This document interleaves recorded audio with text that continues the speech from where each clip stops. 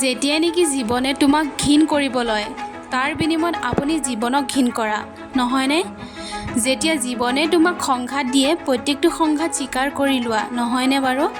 আপোনাৰ জীৱন এইটো নহয় যে ক'ৰবাত খুন্দা খালা আৰু তাতে পৰি ৰ'লা। পৰি যোৱাই আপোনাৰ হাৰ নহয়, আপোনাৰ হাৰটো পৰি যোৱাৰ পাছত পুনৰাই নুঠা।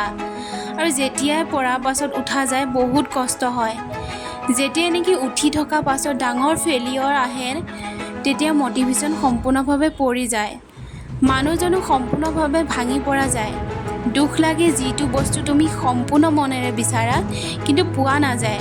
কিন্তু মনত ৰাখিবা, যেতিয়াই নেকি জীৱনে তোমাক পেলায়, আপোনাৰ উঠা ক্ষমতা আছে।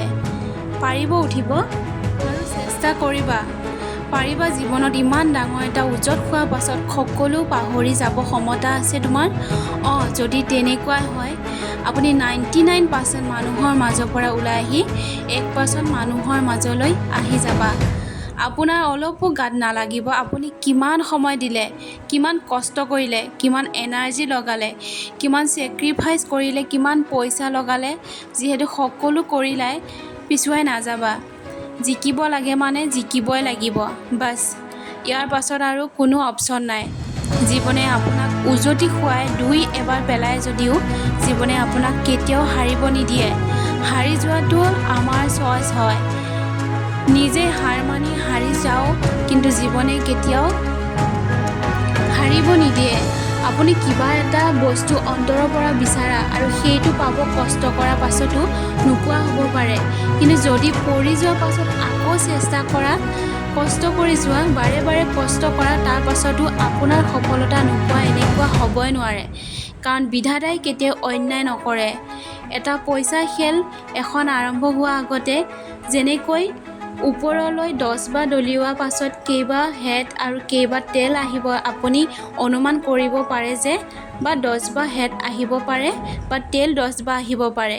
কিন্তু ইতিহাসত কেতিয়াও এনেকুৱা হোৱা নাই 10 বাৰ ওপৰলৈ দলিওৱাৰ পাছত খুব বেছি 7-8 বাৰ হেড বা টেল আহিব। এইটোৱে প্ৰমাণ বন্ধু বান্ধৱীসকল।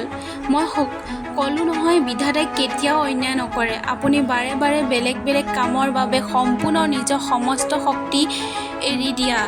কোনো এটা কামত আপোনাৰ যদি ছাকচেছ নোপোৱা, এইটো কেতিয়াও হ'ব নোৱাৰে। বিধাতাত অন্যায় নাই। কিন্তু আপুনি হাৰ নামানিব, কিয়নো ইমান হাৰ মনা নিবিচাৰে।